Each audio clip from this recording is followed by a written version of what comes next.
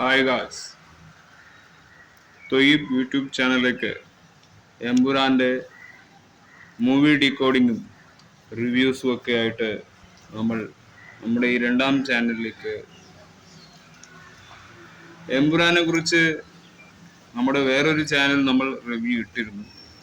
ഇവിടെ കുറേ സ്പോയിലേഴ്സ്. എമ്പുരാൻ എന്ന സിനിമ ഞാൻ പെരുന്നാൾ ദിവസമാണ് കണ്ടത്.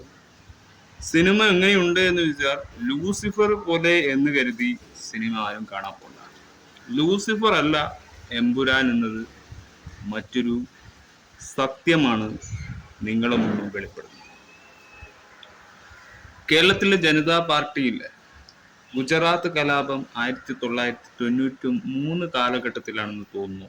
എനിക്ക് ഏകദേശം ഉറപ്പില്ല. ആ സമയം നമ്മൾ ഈ ലോകത്ത് ജനിച്ചിട്ടില്ല എന്നതാണ് യഥാർത്ഥ സത്യം.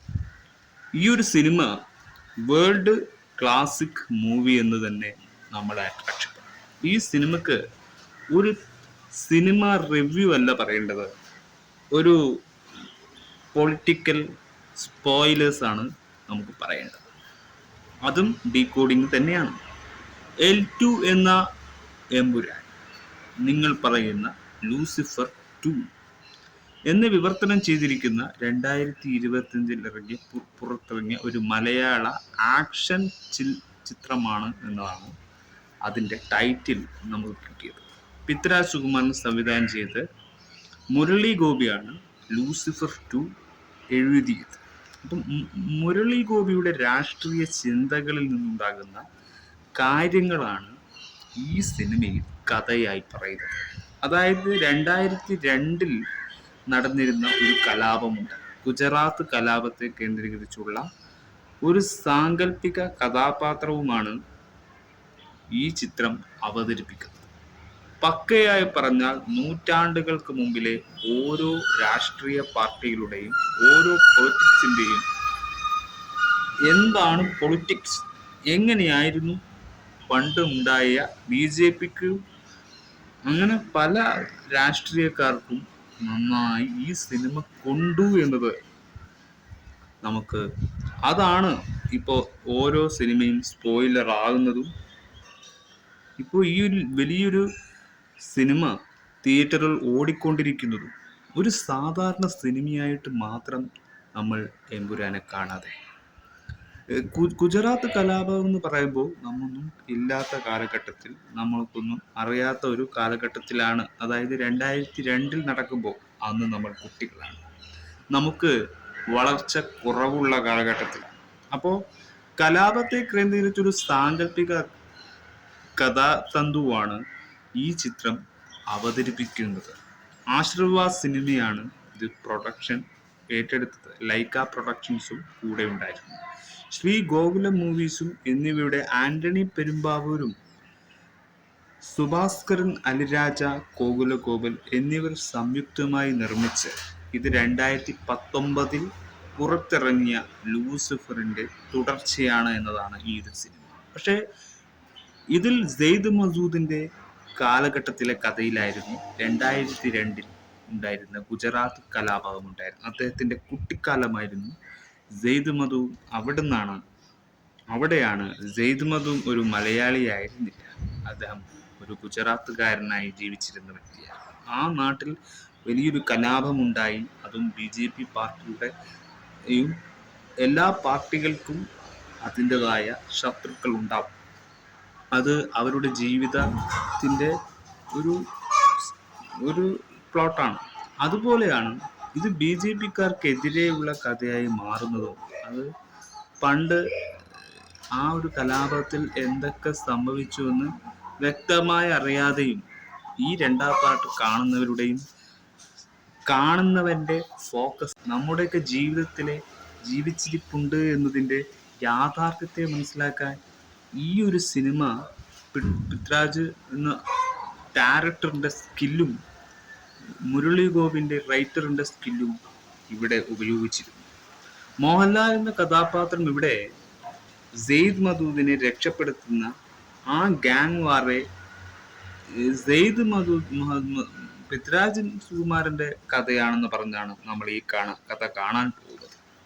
ലൂസിഫർ 1 പൂർണ്ണമായും അത് സ്റ്റീഫനെ ആയിരുന്നു നമ്മളവിടെ കണ്ടെത്താൻ ശ്രമിക്കുന്നത്. ഇനി മൂന്നാം ഭാഗം സ്റ്റീഫനെയാണ് നമ്മൾ വീണ്ടും കണ്ടെത്തുന്നത്. പി കെ രാംദാസ് ചെലവാക്കിയ നാൾ വഴികളിലും അവിടെ ഈ രാഷ്ട്രീയത്തിലൊക്കെ ഒരുപാട് പങ്കുണ്ടായിരുന്നു പണ്ട് കാലത്ത്. ഈ കാലഘട്ടത്തെ നമ്മൾ പി കെ രാംദാസ് എന്ന് പറയുന്ന വലിയൊരു രാഷ്ട്രീയ നേതാവ് അവിടെ ഇതിനൊക്കെ ഒരു ഏക തെളിവാണ്. മുമ്പത്തെ രാഷ്ട്രീയ രീതിയെ മാറ്റിമറിച്ചുകൊണ്ട് പുതിയ രാഷ്ട്രീയ പാർട്ടികൾ നിലവിൽ വന്നതോടെ പഴയ രാഷ്ട്രീയയുടെ നിലവിലുള്ള വാല്യൂ, ആ ഒരു പഴയ പദവിയും നഷ്ടപ്പെട്ടു പോകുന്ന പുതിയ പുതിയ പാർട്ടിയുടെ അവതരണ ശൈലികൾ മാറുമ്പോൾ ആ പാർട്ടിക്കുണ്ടാകുന്ന വിള്ളലാണ് നമ്മളെ കഥയെ ആസ്പദമാക്കുന്നത്. 2019 ഇറങ്ങിയ ലൂസിഫറിന്റെ അതേ പതിപ്പാണോ എന്ന് പറഞ്ഞാൽ നോ എന്ന് പറയും. കാരണം ഇത് സെയ്ദ് മദൂദിന്റെ കഥയെയാണ് സൂചിപ്പിക്കുന്നത്. കുറച്ച് എവിടെയായിരുന്നു പിന്നീട് ലൂസിഫറിന് 5 വർഷം, അതായത് ഖുറേഷി എബ്രഹാം എങ്ങോട്ടേക്കാണ്, എബ്രഹാം ഖുറേഷിയായിട്ട് കാലഘട്ടത്തിലേക്ക് കുറെ കാലം വിട്ടുനിന്ന രാജ്യം ഏതാണെന്ന് നോക്കുമ്പോൾ ആ സിനിമയിൽ നിന്ന് തന്നെ പറയുന്നുണ്ട് അബ്രഹാം ഖുറേഷി സെയ്ദ് മദൂദിനെയാണ് സേവ് ചെയ്യുന്നത്. ആ പ്രായത്തിലും അബ്രഹാം ഖുറേഷിക്ക് ഇനിയും ഒരു കാലഘട്ടം കഥ പറയാനുണ്ട്. അപ്പോൾ സെയ്ദ് മദൂദിന്റെ കാലഘട്ടം എത്തുന്നതിന് മുമ്പ് എബ്രഹാം ഖുറേഷിയുടെ കഥ പറയാൻ നമുക്ക് മൂന്നാം ഭാഗത്തിലേക്ക് കടക്കേണ്ടതുണ്ട്. ഈ പ്ലോട്ട് കറക്റ്റാണ്. ഇത് കാണുന്നവരുടെ നെഗറ്റീവ് തോട്ടാണ് നമ്മളെ ഏത് വഴിക്ക് പോകണമെന്ന് ചിത്രീകരിക്കുന്നത്. അപ്പോൾ ആ തുടർച്ചയിലെ ഫ്രാഞ്ചൈസിയിലുള്ള രണ്ടാം ഭാഗം കൂടിയാകുമ്പോൾ പൃഥ്വിരാജ് സുകുമാരൻ, അഭിമന്യു സിംഗ്, റിക് യുൻ, ടൊവിനോ തോമസും മഞ്ജു വാര്യർ, ഇന്ദ്രജിത്ത് സുകുമാരൻ ഇതിൽ പഴയ ഗോവർദ്ധൻ ക്യാരക്ടർ അത് നല്ല കുറച്ച് നന്നായിട്ടുണ്ടോ എന്ന് ചോദിച്ചാൽ കുറച്ച് ഇതുണ്ടെങ്കിലും ഗോവർദ്ധന്റെ ശൈലി തന്നെ മുന്നോട്ട് പോയി. Saniya Iyappan, Andrea Tivadar, Jerome Flynn, Eric ബാജു കുമാരശേനി തുടങ്ങിയവരാണ് ചിത്രത്തിൽ മോഹൻലാൽ ടൈറ്റിൽ റോളിൽ എത്തുന്നത്. നൈല ഉഷ ഉണ്ടായിരുന്നു. സുരാജ് വെഞ്ഞാറമൂട് ഒരു പാർട്ടി നേതാവായി, ഒരു പുതിയ പാർട്ടിയിലേക്ക് പുതിയ നേതാവായുടെ വരവേൽപ്പും ഈ ഒരു സിനിമയുടെ ഒരു പ്രാദേശിക ഘട്ടങ്ങളിൽ സുരാജ് വെഞ്ഞാറമൂടിന്റെ ഒരു സാന്നിധ്യം ഉണ്ടായിരുന്നു എന്ന് മാത്രമേ നമുക്ക് അഭിസംബോധനം ചെയ്യാൻ പറ്റൂ. അപ്പോൾ ലൂസിഫറിന്റെ ഫിലിം സീരീസ് അതിന്റെ തുടക്കം മുതൽ 3 സിനിമകളുള്ള ഒരു ഫ്രാഞ്ചൈസിയായി വിഭാവനം ചെയ്യപ്പെട്ടിരുന്നു. ആദ്യ ചിത്രത്തിന്റെ വിജയ പരമ്പരയിലെ രണ്ടാം ഭാഗം ആരംഭിക്കാനുള്ള തീരുമാനത്തിൽ നയിച്ചു 2019 ജൂൺ L2 എമ്പുരാൻ പ്രഖ്യാപിച്ചു. അങ്ങനെയാണ് ഈ സിനിമ നമ്മളിലേക്ക് പ്രഖ്യാപിക്കുന്നത്. പിന്നെ ഇത് 2020 COVID-19 ആണ് അവിടെ കുറച്ചു കാലം വെയിറ്റ് ചെയ്യേണ്ടി വന്നത്. പാൻഡമിക് കാരണം കാലതാമസം നേരിട്ടു ഈ പടത്തിന്. ആ കഥ അന്ന് പറയേണ്ടത് ഇന്ന് പറഞ്ഞതിന്റെ വ്യത്യാസമാണ്. നമുക്ക് തിയേറ്ററിൽ നമുക്ക് അന്ന് ആ രീതിയിൽ നമുക്ക് ആ സിനിമ കാണാൻ പറ്റില്ല എന്നതാണ്. ഇന്ന് കാണേണ്ടതല്ല, ആ സമയം COVID-19 കാലഘട്ടത്തിൽ കഥ പറയേണ്ടത്. കുറച്ച് കാലഘട്ടത്തിൽ ഇങ്ങോട്ട് വന്നപ്പോൾ കാലഘട്ടത്തിന്റെ ലാഗ് കാരണം നമുക്ക് ആ കഥ മനസ്സിലാകുന്നുമില്ല എന്നതാണ്. കാരണം അന്നത്തെ സിറ്റുവേഷൻ ഗുജറാത്ത് കലാപം കണ്ടതോ കേട്ടവരോ അത് പൂർണ്ണമായും അറിയുന്നവരോ ഇന്നത്തെ നമ്മുടെ സമൂഹത്തിലില്ല. L2 എന്ന എമ്പുരാൻ എന്ന ചിത്രത്തിൽ നമുക്ക് വ്യക്തമായി വ്യാപ്തിയും വികസിപ്പിക്കാനുള്ള മുരളി അവസരം ഉപയോഗിച്ചു. ആ കഥയ്ക്കുള്ള വ്യാപ്തി, ആ വകുപ്പുള്ള പ്ലോട്ടൊക്കെ നന്നായി നമുക്ക് ആ കാലഘട്ടത്തിൽ എന്തൊക്കെ സംഭവിച്ചു, നമുക്കറിയാത്ത കാര്യങ്ങൾ എന്തൊക്കെയുണ്ട്, അതൊക്കെ പുതിയ കാര്യങ്ങളാണ്. ഞാൻ ഇന്നാണ് അറിയുന്നത് ഗുജറാത്ത് കലാപം കുറച്ച് കാലഘട്ടത്തിന് മുമ്പ് ഉണ്ടായിരുന്നു. വലിയൊരു അപകടമായിരുന്നു. മുരളി അവസരം അത് ഉപയോഗിച്ചു. ഇത് തുടർച്ച നിലനിർത്തുന്നുണ്ടെങ്കിൽ ചിത്രം ഒരു സ്വതന്ത്ര എൻട്രിയായി വിഭാവനം ചെയ്യപ്പെട്ടു. കാഴ്ചക്കാർ ആദ്യ ചിത്രം കാണേണ്ടതില്ല. 2022 ജൂലൈയിൽ തിരക്കഥ അന്തിമമാക്കി. അടുത്ത മാസം പ്രീ പ്രൊഡക്ഷൻ ആരംഭിക്കുകയും ചെയ്തു. ആ 2020 20നും 22 കുറച്ച് ശേഷമുള്ള കാലഘട്ടത്തിന്റെ പോക്കാണ് നമ്മൾ ഈ പറയുന്നത്. മലയാള സിനിമയിലെ അവരുടെ സംരംഭത്തെ അടയാളപ്പെടുത്തിക്കൊണ്ട് 2023 സെപ്റ്റംബർ ലൈക്ക ഇവരുമായി ഒരു ബന്ധമുണ്ടാക്കിയാണ് ഈ സിനിമ നമ്മളിലേക്ക് എത്തിക്കാൻ. പിന്നെ അത് സംഭവിച്ചത് 2025 കുറച്ചും കൂടി കഴിഞ്ഞ് 2025 മാർച്ചിൽ ലൈക്കയുമായുള്ള സാമ്പത്തിക തർക്കങ്ങളും കൂടി പോയപ്പോൾ കുറച്ചും കൂടി നിന്നുണ്ട്. അപ്പൊ ഗോപാലൻ എന്ന നിർമ്മാതാവിനെ ചേർന്ന് ചിത്രത്തിന്റെ യഥാർത്ഥ സൗണ്ട് ട്രാക്ക് രചിച്ചത് ദീപക് ദേവുമായി ബന്ധപ്പെട്ടു. അപ്പോൾ 2023 ഒക്ടോബർ മുതൽ 2024 ഡിസംബർ വരെ Indian, United stat, United Arab Emirates എന്നിവിടങ്ങളിലെ ഇടയ്ക്കുള്ള ഷെഡ്യൂളുകളിൽ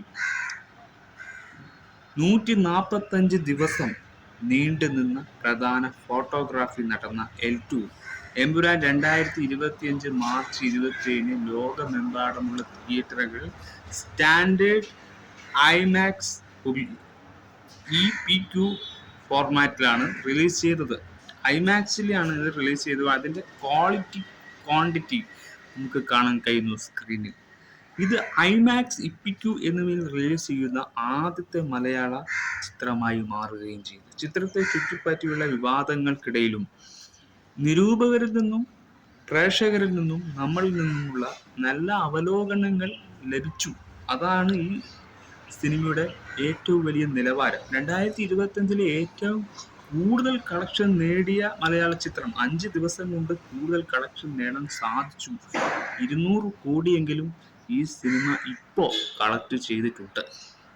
അപ്പോൾ എക്കാലത്തെയും ഏറ്റവും കൂടുതൽ കളക്ഷൻ നേടിയ രണ്ടാമത്തെ മലയാള ചിത്രം എന്ന പേരും മോഹൻലാൽ സിനിമയ്ക്ക് തന്നെ കിട്ടി. 2025 ഏറ്റവും കൂടുതൽ കളക്ഷൻ നേടിയ മൂന്നാമത്തെ ചിത്രമായി ഇത് ഉയർന്നു വന്നു എന്നും കൂടി. 180 കോടി ബജറ്റിൽ നിർമ്മിച്ച ഇത് ഇതുവരെയുള്ളതിൽ വെച്ച് ഏറ്റവും ചെലവേറിയ മലയാള ചിത്രമാണെന്നത് നമുക്ക് എന്നും പറയാൻ പറ്റുന്ന ഒരു കഥയായി മാറുകയാണ്. അപ്പോൾ ബോക്സ് ഓഫീസിൽ ഏകദേശം 220-30 കോടി ഇന്ന് ബോക്സ് ഓഫീസിൽ നിന്ന് ഇത് കളക്ട് ചെയ്തിട്ടുണ്ട്. അപ്പോൾ ഏകദേശം 180 കോടി രൂപ ഇതിൽ നിന്ന് ഇവർ ചെലവാക്കി. 175 മിനിറ്റ് സിനിമ ഓടി. അപ്പോൾ ലൈക്കയും പ്രൊഡക്ഷനും സിനിമാസും ആശ്രവാസും ഒക്കെ കൂടി, IMAXും ഒക്കെ കൂടി ഒരു വലിയൊരു സിനിമ നമ്മുടെ മുന്നിൽ വന്നിരിക്കുകയാണ്. അപ്പൊ ഗുജറാത്ത് കലാപമാണ് സിനിമയുടെ യഥാർത്ഥ പ്ലോട്ട്. 2025 ഗുജറാത്തിൽ മുസ്ലിങ്ങളും ഹിന്ദുക്കളും തീവ്രവാദികളും തമ്മിൽ വർഗീയ കലാപം പൊട്ടിപ്പുറപ്പെട്ടു. എപ്പോ അക്രമത്തിനിടയിൽ യുവാവായ സെയ്ദ് മസൂദും കുടുംബവും വീട്ടിൽ നിന്ന് പലായനം ചെയ്ത് ഹിന്ദു രാഷ്ട്രീയ പ്രവർത്തനമായ സുഭദ്ര ബെന്നിൽ അഭയം തേടുന്നു. അവർക്ക് അഭയം നൽകുകയും അവരുടെ സുരക്ഷ തന്റെ അനന്തരവൻ മുന്നേ ഏൽപ്പിക്കുകയും ചെയ്യുന്നു. എന്നിരുന്നാൽ മുസ്ലിങ്ങളുടെ കടുത്ത വിദ്വേഷം പുലർത്തുന്ന മുന്ന തീവ്രവാദ നേതാവായ ബൽരാജിനെ അവരുടെ സാന്നിധ്യം അറിയിക്കുന്നു. താമസിയാതെ അവരെ കൊല്ലാൻ ലക്ഷ്യമിട്ട് ബൽരാജ് ഒരു വലിയ കൂട്ടം കലാപകാരികളുമായി എത്തും. ഇവിടെയാണ് സിനിമയുടെ ഇൻട്രോ സീനൊക്കെ കാണാൻ സാധിച്ചത്. ഇവിടുന്ന് അങ്ങോട്ടാണ് സെയ്ദ് മസൂദിനെ കുറിച്ച് ഒരുപാട് കാണാനും അറിയാനും പ്രേക്ഷകർക്ക് തോന്നിയത്. അതിനുശേഷം മോഹൻലാലാണ്, അതിനുശേഷമാണ് സെയ്ദ് മസൂദിന്റെ എൻട്രി നടന്നിരിക്കുന്നത്. അപ്പൊ സെയ്ദിന്റെ പിതാവ് മസൂദായിരുന്നു. സെയ്ദിന്റെ ഇളയ സഹോദരനാണ് സഹീറിനെയും ഒരു ചെറിയ അറയിൽ ഒളിപ്പിച്ച ശേഷം ബൽരാജ് ക്രൂരമായി കൊലപ്പെടുത്തുന്നു. കൂട്ടക്കൊലയിൽ നിരവധി പേർ കൊല്ലപ്പെട്ടു. അതിന്റെ സമൂഹത്തെ വഞ്ചിച്ചതിന് ബൽരാജ് കൊലപ്പെടുത്തിയ സുഭദ്ര ബെൻ ഉൾപ്പെടുന്ന സയ്യിദ് രക്ഷപ്പെടുന്നുണ്ടെങ്കിലും അക്രമത്തിനിടെ സഹീർ കൊല്ലപ്പെട്ടതായി അയാൾ കണ്ടെത്തുന്നു. നിരാശനായ അയാൾ ഓടിപ്പോകുന്നു. പക്ഷേ കുട്ടിക്കാലം തീവ്രവാദത്തിലേക്ക് നയിക്കുന്ന ഒരു തീവ്രവാദ ഗ്രൂപ്പിന്റെ കൈകളിൽ അകപ്പെടുന്നു. പരിശീലനായി പാകിസ്ഥാനിലേക്ക് കൊണ്ടുപോകും. ആ പരിശീലകനായിട്ട് മോഹൻലാലിനെയാണ് അവിടെ എബ്രഹാം ഖുറേഷി എന്ന കൂട്ടുകെട്ട് അയാളെ രക്ഷിക്കുകയാണ്. അതാണ് ഈ സിനിമ നമ്മളെ പറഞ്ഞ് മനസ്സിലാക്കുന്നത്. പ്രതികാരം ചെയ്യാൻ സഹായിക്കുമെന്ന് പ്രതിജ്ഞയെടുത്ത് നേതാവ് ഖുറേഷി എബ്രഹാം സെയ്ദിന്റെ തൻ്റെ ചിറകിൻ കീഴിൽ കൊണ്ടുപോകുന്നു. അവനെ രക്ഷപ്പെടുത്തി അവനെ സഹായിച്ച് അവൻ്റെ രക്ഷകനായി മോഹൻലാൽ അവിടെ അവതരിക്കുകയാണ്. അതായത് എബ്രഹാം ഖുറേഷി എന്ന ഒരു, പക്ഷേ ഇത് എബ്രഹാം ഖുറേഷിയുടെ കഥയാണ്. പക്ഷെ ഇവിടെ സെയ്ദ് മസൂദിന്റെ കഥ ഇവിടെ ഇമ്പോർട്ടൻ്റ് ആയ ഒരു കഥയാണ്. കാരണം ഇത് നമ്മുടെ രാജ്യത്ത് നമ്മളെല്ലാം അറിയേണ്ട ഒരു കഥയായതുകൊണ്ടും ഈ ഒരു കലാപം ഉണ്ടായിരുന്നു എന്നതിൻ്റെ ഒരു ഓർമ്മപ്പെടുത്തൽ മാത്രമാണ്. ഇത് ആരെയും വേദനിപ്പിക്കാനോ, അറിയാത്തവർക്ക് പൊളിറ്റിക്സ് അറിയാത്തവർക്ക് അറിയാനുള്ള കുറെ നല്ല കാര്യം കൂടി ഇതിൽ പറയപ്പെടുന്നുണ്ട്. അങ്ങനെ അത് കഴിഞ്ഞ ശേഷം പിന്നെ വരുന്നത് കേരളത്തിന്റെ കാര്യമാണ്. കേരള മുഖ്യമന്ത്രിയായി 6 വർഷം തികയുന്ന ജതിൻ രാംദാസ്, അതായത് മോഹൻലാൽ എന്ന് പറയുന്ന ഇതിലെ രാംദാസ്, ഇതിലെ അബ്രഹാം ഖുറേഷിന്റെ അനിയനായി വരുന്നവൻ, അവനെ ഭരണത്തിലിരുത്തിയത് ആ കഷ്ടം തോന്നിയ അവസ്ഥയാണ് ഇനി പോകുന്നത്. രാംദാസ് എന്ന ജതിൻ രാംദാസ് കള്ളപ്പണം എളുപ്പിക്കാൻ ഭരണം കിട്ടുമ്പോൾ അതിൻ്റെ അഹങ്കാരവും ഒക്കെ കൂടിയാൽ നമ്മുടെ തനി നിറം പുറത്തു വരുന്നു എന്നതാണ്. സാമ്പത്തിക തട്ടിപ്പുകളും എന്നിവയിൽ പങ്കുണ്ടെന്ന് ആരോപിച്ച് നിരവധി രഹസ്യ അന്വേഷണ ഏജൻസിയുടെ അന്വേഷണം നേരിടുന്നു. അദ്ദേഹത്തിന്റെ അടുത്ത സംഖ്യകക്ഷിയെ മുറുക്കാൻ ഉൾപ്പെടെയുള്ള അദ്ദേഹത്തിന്റെ ഭരണ കക്ഷിയായ ഇന്ത്യൻ യൂണിയൻ ഫണ്ടിലെ IUF എന്ന അംഗങ്ങൾ സംസ്ഥാനത്തിന്റെ രാഷ്ട്രീയ ഭാവിയെക്കുറിച്ച് കൂടുതൽ ആശങ്കകുലരാകുന്നു. അങ്ങനെ രാഷ്ട്രീയത്തെക്കുറിച്ച് ആശങ്കകുലരാകുന്ന പ്രക്ഷുബ്ധതയ്ക്കിടയിൽ ഒരു പുതിയ പ്രതീക്ഷ പാർട്ടിയെ അങ്കട ശക്തി മോർച്ച ASM വടക്കേ ഇന്ത്യയിലെ പ്രാധാന്യം നേടുകയും കേരളത്തിൽ അതിൻ്റെ സ്വാധീനം വ്യാപിപ്പിക്കാൻ തുടങ്ങുകയും ചെയ്തു. വേറൊരു രാഷ്ട്രീയം ASM എന്ന് പറഞ്ഞ വടക്കേ ഇന്ത്യയിലെ പ്രാധാന്യം നേടുകയും വടക്കേ ഇന്ത്യയിൽ പ്രാധാന്യം നേടുകയും ചെയ്തപ്പോൾ കേരളത്തിൽ ഇതിന്റെ സ്വാധീനം വ്യാപിപ്പിക്കാൻ തുടങ്ങുകയും ചെയ്തു. ആ അപ്രതീക്ഷിതമായ ഒരു നീക്കത്തിൽ ജതിൻ ഒരു റാലിയിൽ IUF നിന്ന് രാജിവെച്ച് തൻ്റെ പിതാവും മുൻ മുഖ്യമന്ത്രിയുമായ PK രാംദാസിന്റെ പേരുള്ള IUF PKR എന്ന പുതിയ വിഭാഗം രൂപീകരിക്കുന്നതിന് പ്രഖ്യാപിച്ചു. ബൽരാജ് അങ്ങനെ പുതിയൊരു പാർട്ടി അവിടെ ഉണ്ടാക്കി. അങ്ങനെ അതിനു വേണ്ടി ഒരാളെ രൂപീകരിക്കുകയും ചെയ്തു. അതാണ് ബൽരാജ് എന്ന് പറയുന്നത്. നമ്മുടെ സെയ്ദ് മസൂദിന്റെ ജീവിതത്തിന്റെ എതിരാളി അദ്ദേഹം തന്നെയാണ്, അവന്റെ ശത്രു. ബൽരാജ് ദേശീയ നേതാവായ അഖണ്ഡ ശക്തി മോർച്ചയുമായുള്ള പാർട്ടിയുടെ സഖ്യവും അദ്ദേഹം വെളിപ്പെടുത്തുന്ന ഇപ്പോൾ ബാബ ബജംഗ്രി എന്ന അപരനാമത്തിൽ പ്രവർത്തിക്കുന്ന അദ്ദേഹം അഖണ്ഡ ശക്തി മോർച്ചയുമായുള്ള സഖ്യത്തെക്കുറിച്ച് വെളിപ്പെടുത്തും. കേരളത്തിൽ രാഷ്ട്രീയ ഭൂപ്രകൃതി ചൂഷണം ചെയ്യാനുള്ള അവസരം മുതലെടുത്ത് പൊതുസേവനത്തിൽ മറവിൽ തന്റെ സമ്പത്ത് സമ്പാദിക്കാൻ ബജറംഗി പദ്ധതിയിടുന്നു. അതേസമയം ജതിൻ അധികാരമേറ്റതിനു ശേഷം രാഷ്ട്രീയത്തിൽ നിന്ന് വിട്ടുനിൽക്കുന്ന PK രാംദാസിന്റെ ദത്തുപുത്രനായ സ്റ്റീഫൻ നെടുമ്പള്ളിയെക്കുറിച്ചുള്ള വിവരങ്ങൾ ഗോവർദ്ധൻ ശേഖരിക്കുകയാണ്. അദ്ദേഹത്തിനെ കുറിച്ച് യാതൊരു അറിവുമില്ല എബ്രഹാം ഖുറേഷിനെ കുറിച്ച് ഗോവർദ്ധൻ. അദ്ദേഹത്തിന് എങ്ങനെയെങ്കിലും അബ്രഹാമിനെ കാണണം, പക്ഷെ എല്ലാം അറിയുന്നുണ്ട്.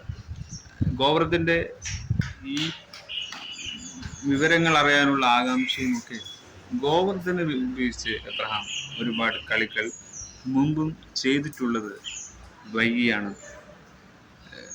ഗോവർദ്ധൻ അറിയുന്നത്. യുണൈറ്റഡ് കിങ്ഡത്തിൽ MI6 ഓഫീസിൽ ബോറിസ് ഒലിവൻ ഖുറേഷി അബ്രഹാം അവിരുദ്ധ ബന്ധം പിന്തുടരുന്നു. അതേസമയം Interpol agent Robert McCarthy African കുറ്റകൃത്യങ്ങളിൽ തലവേദനായ ഗംബൂക്കയുമായി രഹസ്യ ഗൂഢാലോചന നടത്തി. അബ്രഹാമിന്റെ മുൻ കൂട്ടാളിയും ഇപ്പോൾ ഗംബൂക്കയായി പ്രവർത്തിക്കുന്നതുമായ സെർജി ലിയോനുവിന്റെ സഹായത്തോടെ സെനഗലിൽ നിന്ന് ഗിനിയയിലേക്ക് മയക്കുമരുന്ന് കടത്തുന്നു.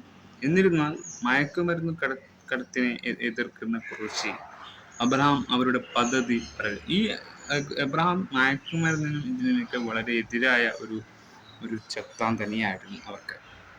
അവരുടെ പദ്ധതി പരാജയപ്പെടുത്തുകയും ചെയ്തു. അതായത് ഈ പറയുന്ന ബൽരാജിന്റെ ആഗ്രഹമായിരുന്നു. മകർത്തിയെയും ലിയോനുവിനെയും ഇല്ലാതാക്കിയ ശേഷം അബ്രഹാം ഇറാഖിൽ ഗംബൂക്കയുമായി ഒരു കൂടിക്കാഴ്ച സംഘടിപ്പിക്കുന്നു. അബ്രഹാമിനെ കണ്ടെത്താൻ ബറോസിന്റെ ഒലിവർ തന്റെ സഹപ്രവർത്തകനായ MI6 ഏജന്റ് മിഷൻ മെനുഹിനെ നിയോഗിക്കുന്നു. അവൾ തന്റെ ആസൂത്രിത കൂടിക്കാഴ്ചയിലുള്ള വിശദാംശങ്ങൾ കണ്ടെത്തുന്നു. അവൾ അറിയാതെ ബറോസ് ഖുറേഷി അബ്രഹാം അവിശുദ്ധ ബന്ധവുമായി രഹസ്യം ബന്ധപ്പെട്ടിരിക്കുന്നു. അബ്രഹാമിന് വിവരങ്ങൾ ചോർത്തുന്നു. ഇന്ത്യയിലെ ഗോവർദ്ധൻ അന്വേഷണ സ്റ്റീഫൻ സുഹൃത്തായ ഡാനിയൽ റാവുത്തറിലേക്ക് നയിക്കുന്നു. അയാൾ അവനെ ന്യൂയോർക്ക് നഗരത്തിലേക്ക് മയക്കുമരുന്ന് കടത്തിക്കൊണ്ടു പോകുന്നു. അവിടെ വെച്ച് ഖുറേഷ് അബ്രഹാം എന്ന മറ്റൊരു ഐഡന്റിറ്റിയിൽ ജീവിച്ചിരുന്ന സ്റ്റീഫനെ ഒടുവിൽ അയാൾ കണ്ടുമുട്ടുന്നു. തന്റെ ദൗത്യം പൂർത്തിയാക്കിയാൽ ഇന്ത്യയിലേക്ക് മടങ്ങുമെന്ന് ഗോവർദ്ധൻ ഉറപ്പു നൽകുകയായിരുന്നു പിന്നെ സ്റ്റീഫൻ ചെയ്തത്, അതായത് അബ്രഹാം ഖുറേഷി. തുടർന്ന് സെയ്ദിന്റെ സഹായത്തോടെ ഗംബൂക്കയെ കാണാൻ അദ്ദേഹം ഇറാഖിലേക്ക് പോകും. അവിടെ അദ്ദേഹം ഗംബൂക്ക സിൻഡിക്കേറ്റിനെ ഇല്ലാതാക്കുന്നു. ശത്രുക്കളെ വഞ്ചിക്കാൻ അദ്ദേഹം തന്റെ മരണം വ്യാജമായി അവതരിപ്പിക്കുന്നു. ഈ വാർത്ത പിന്നീട് കേരളത്തിൽ MPTV റിപ്പോർട്ട് ചെയ്തു. മരിച്ചുവെന്ന് വിശ്വസിക്കപ്പെടുന്ന കേരളത്തിന്റെ രാഷ്ട്രീയ ഭൂപ്രകൃതി അനിശ്ചിതത്വത്തിലേക്ക് നീങ്ങുന്നു. അദ്ദേഹം മരിക്കുന്നു എന്ന് പറയുമ്പോഴേക്കും രാഷ്ട്രീയത്തിൽ ഒരുപാട് വിള്ളലുകൾ. അവിടെ അദ്ദേഹത്തിന്റെ മരണം ഒരു താങ്ങാൻ കഴിയാത്ത കാര്യങ്ങൾ തന്നെയാണ്. നെടുമ്പള്ളിയിൽ വിവാദമായി ഒരു അണക്കെട്ടായി നിർമ്മിക്കുന്നതിനെതിരെ ജതിൻ മൂത്ത സഹോദരി പ്രിയദർശിനി പ്രതിഷേധിക്കുന്നു. ഒരു പ്രതിഷേധത്തിനിടെ അജ്ഞാതരായ അക്രമികൾ അവളെ ആക്രമിക്കുന്നു. പക്ഷേ ഒരു കാട്ടിലേക്ക് രക്ഷപ്പെടുന്നു. അവിടെ ഇന്ത്യയിലേക്ക് മടങ്ങിയ സ്റ്റീഫൻ അവളെ രക്ഷിക്കുന്നു. IUFന്റെ പുതിയ മുഖ്യമന്ത്രി സ്ഥാനാർത്ഥിയായി മുന്നോട്ട് വരാൻ അയാൾ അവളെ ബോധ്യപ്പെടുത്തുന്നു. മറുവശത്ത് ജതിൻ ബൽരാജിനെയും മുന്നെയും കണ്ടുമുട്ടും. പക്ഷേ സ്റ്റീഫൻ തട്ടിക്കൊണ്ടുപോകുന്ന IUFന്റെ പ്രസിഡന്റ് എന്ന നിലയിൽ ജതിൻ നടത്തിയ മുൻ കുറ്റകൃത്യങ്ങളുമായി ബന്ധപ്പെട്ട വ്യാജ പണമിടപാട് കുറ്റങ്ങളിൽ നിന്ന് പ്രിയയെ ഒഴിവാക്കുന്നതുവരെ പ്രിയയെ ബന്ദിയാക്കുന്നു. പ്രിയ മോചിതയായി കഴിഞ്ഞാൽ സെയ്ദിന്റെ കുടുംബം കൂട്ടക്കൊല ചെയ്യപ്പെട്ട സ്ഥലത്ത് സ്റ്റീഫൻ സെയ്ദും ബൽരാജിനും മുന്നേക്കുമെതിരെ ഒരു അന്തിമ പോരാട്ടം സംഘടിപ്പിക്കും. ഒടുവിൽ ബൽരാജിനെയും മുന്നെയും കൊല്ലുകയും സെയ്ദിന്റെ ദീർഘകാലമായി കാത്തിരുന്ന പ്രതികാരം നിറവേറ്റുകയും ചെയ്യുന്നു. ബൽരാജും മുന്നെയും മരിച്ചതോടെ തന്റെ രാഷ്ട്രീയ പ്രചരണത്തിലെ ഔദ്യോഗികമായ തുടക്കം കുറിക്കും. അതേസമയം സ്റ്റീഫൻ ജതിൻ ഒരു അന്ത്യശാസനം നൽകുന്നു. ജതിനെ വെല്ലുവിളിച്ചുകൊണ്ട് സ്റ്റീഫൻ ജതിന് അന്ത്യശാസനം നൽകുകയും പ്രിയയുടെ അധികാരത്തിനെ പിന്തുണയ്ക്കുക അല്ലെങ്കിൽ മരണത്തെ നേരിടുക, ഇതായിരുന്നു അവന് കൊടുത്ത വെല്ലുവിളി. ജതിൻ മനസ്സോടെ സമ്മതിക്കും. എന്നിരുന്നാലും ഒരു ഹെലികോപ്റ്ററിൽ കയറിയ നിമിഷങ്ങളിൽ ഒരു ബോംബ് പൊട്ടിത്തെറിച്ച് അയാൾ തൽക്ഷണം മരിക്കുകയും ചെയ്യും. അതായത് ജതിൻ എന്ന് പറയുന്ന ഈ PK രാംദാസിന്റെ രണ്ടാമത്തെ. ഗംബൂക്കയുമായി സഖ്യമുണ്ടാക്കിയ ശക്തമായ അഫ്രോ ചൈനീസ് ക്രൈം സിൻഡിക്കേറ്റായ ഷെയ്ൻ ഡ്രയാഡിന്റെ നേതാവിൽ നിന്ന് സ്റ്റീഫന് ഒരു കോൾ ലഭിക്കും. പോസ്റ്റ് ക്രെഡിറ്റ് രംഗത്ത് ഷെയ്ൻ ഡ്രയാത്തിന്റെ നേതാവ് അബ്രാമിനെ കാണാൻ താല്പര്യം പ്രകടിപ്പിക്കുന്നു. ഇത് വരാനിരിക്കുന്ന ഒരു സംഘർഷത്തിലേക്ക് സൂചന നൽകുന്നു സ്റ്റീഫൻ. ഭൂതകാലം വെളിപ്പെടുത്താൻ ശ്രമിച്ചുകൊണ്ട് സ്റ്റീഫൻ എങ്ങനെയാണ് ഖുറേഷി എബ്രഹാമായി മാറിയതെന്ന് അദ്ദേഹം അന്വേഷിക്കാൻ തുടങ്ങുന്നു. ഇത് 1981 ബോംബെയിൽ വളരെ പ്രായം കുറഞ്ഞ സ്റ്റീഫനെ വെളിപ്പെടുത്തുന്നതിലേക്ക് നയിക്കുന്നു. അപ്പോൾ പുതിയൊരു കാലഘട്ടത്തിൽ പ്രണവായിരിക്കാം ലാലേട്ടൻ്റെ ചെറുപ്പകാലമായി വരാൻ പോകുന്നത്. അപ്പോൾ 3 ഭാഗമുണ്ടാകും. 3 ഭാഗത്തിൽ മോഹൻലാലിന് കംപ്ലീറ്റ് ഇമ്പോർട്ടൻസ് റോൾ ഉണ്ട് എന്നൊക്കെ മുരളി ഗോപിയും പൃഥ്വിരാജും ഒക്കെ പറഞ്ഞത് കാര്യമാണ്. ഇവിടെ ഇനി നമുക്ക് മറ്റേ ചർച്ചയില്ല. സെയ്ദ് മസൂദിനെ കുറിച്ചും അതിൻ്റെ ഗാങ്ങിനെ കുറിച്ചും ഇനി അടുത്ത കഥാപാത്രത്തിൽ ആ ഒരു ചർച്ച അവിടെ വാല്യൂഷായി പോവുകയാണ്. ഇനി നമുക്ക് അറിയേണ്ട ഒരേ ഒരു കഥാപാത്രം അബ്രഹാം ഖുറേഷി എങ്ങനെയാണ്, സ്റ്റീഫൻ എങ്ങനെ അബ്രഹാമായി, അല്ലെങ്കിൽ അബ്രഹാം എങ്ങനെ സ്റ്റീഫനായി മാറിയതിൻ്റെ ഈ ചുരുക്കിയ പേരാണ്. അബ്രഹാം എന്ന് പറഞ്ഞാൽ ഒരു മുസ്ലിമിൻ്റെ പേരാണ്, സ്റ്റീഫൻ എന്ന് പറഞ്ഞാൽ ഒരു ക്രിസ്ത്യാനിയുടെ പേരാണ്. അപ്പോൾ 2 വിഭാഗക്കാരിൽ വരുന്ന 2 മതങ്ങളും 2 രാഷ്ട്രീയങ്ങളും. പക്ഷേ ഇത് എല്ലാ രാഷ്ട്രീയ പാർട്ടികളെയും, കമ്മ്യൂണിസ്റ്റ്, കോൺഗ്രസ്, BJP, ഈ ലോകത്ത് നിന്നുള്ള സകല രാഷ്ട്രീയവും ഇതിൽ പറഞ്ഞു പോകുന്നു എന്നതാണ് വ്യക്തമായ ഒരു തീരുമാനം ഇവർ പൃഥ്വിരാജും മുരളി ഗോപിയും കൂടി ഒരു ഇന്റർനാഷണലായി ഇത് വേൾഡ് വൈഡ് നമ്മളിലേക്ക് എത്തിച്ചു. ഈ സിനിമ നിങ്ങൾ ഡയറക്റ്റ് ഇതിൻ്റെ പ്രധാന ഭാഗങ്ങളൊക്കെ കട്ട് ചെയ്യുമ്പോൾ ഈ സിനിമ പിന്നെ എന്തായി? നമുക്ക് ഇപ്പം ഇത്രയും പറഞ്ഞത് ഞാൻ ഇതിനും പറയും, കട്ട് കഴിഞ്ഞാൽ ഇത് നമ്മളിപ്പോൾ പറയുന്നത് പോലും കേൾക്കാൻ പറ്റില്ല. ഒക്കെ കട്ട് കഴിയുമ്പോൾ അതും കട്ട് ചെയ്യും. അപ്പോൾ ഇപ്പം തന്നെ പറഞ്ഞു തീർത്താൽ നമ്മുടെ പ്രശ്നവും അവരുടെ ആവശ്യത്തിന് വേണ്ടി കട്ട് ചെയ്യണമെന്ന് സർട്ടിഫിക്കറ്റ് കൊടുക്കുന്നവരുടെ ആവശ്യമില്ല. പക്ഷെ ഈ കഥ ഇങ്ങനെയാണ് കേൾക്കേണ്ടതെന്നും ഇത് സത്യസന്ധമായ ഒരു കഥയാണെന്നും തിരിച്ചറിയാൻ കഴിയാത്തവർ അവർ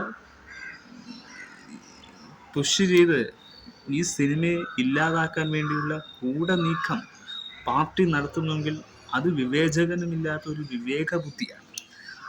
നമ്മുടെ രാഷ്ട്രീയത്തെ സിനിമ എന്ന് പറയുന്ന കൾച്ചർ ഈ ലോകത്തിലെ ജീവിക്കുന്ന ലൈഫ് സ്റ്റൈലിൻ്റെ ഒരു ഭാഗമല്ല. സിനിമയായി കാണുക, പക്ഷെ കഥ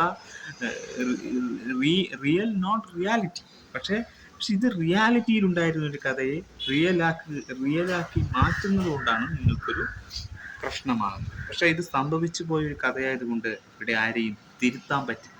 ഇത് പലർക്കും നോവും. ഇത് ഉണ്ടായ സംഭവത്തെ ആസ്പദമാക്കുന്ന ഒരു സ്ക്രിപ്റ്റിന് വാല്യൂ ഉള്ള നല്ലൊരു തിരക്കഥയായിരിക്കും. അതാണ് പലർക്കും ഇത് നോവുന്നെങ്കിൽ ആ കഥ അവിടെ എത്തേണ്ട സ്ഥാനത്ത് കഴിഞ്ഞു. ഇനി ഇത് കട്ട് ചെയ്താലും കട്ട് ചെയ്തില്ലെങ്കിൽ സിനിമ തന്നെയായിട്ട് തന്നെ മാറും. അതുകൊണ്ട് തന്നെ സിനിമക്ക് ഇത് കട്ട് ചെയ്യുന്നതോടെ സിനിമക്ക് എന്ത് സംഭവിക്കും? അപ്പോൾ ഇത് സെയ്ദ് മസൂദിൻ്റെ കഥ പറയലിനെ ഇല്ലാതാക്കും.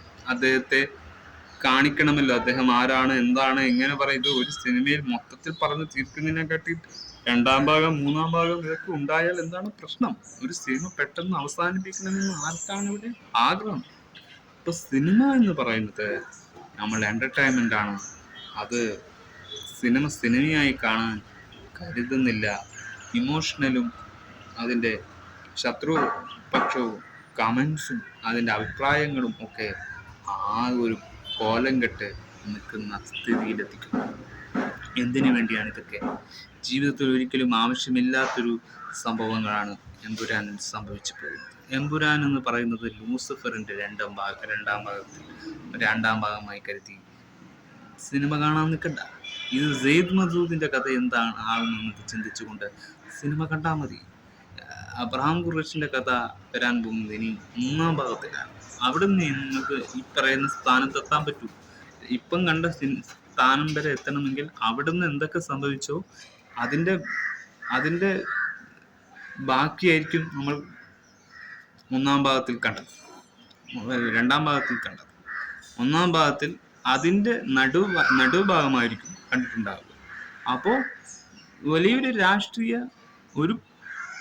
വലിയൊരു കഥ തന്നെ വലിയൊരു സ്കെയിലിൽ ബ്രാൻഡായിട്ട് തന്നെ എമ്പുരാൻ ഇറക്കി. അത്രയും നിങ്ങൾ കരുതാവും.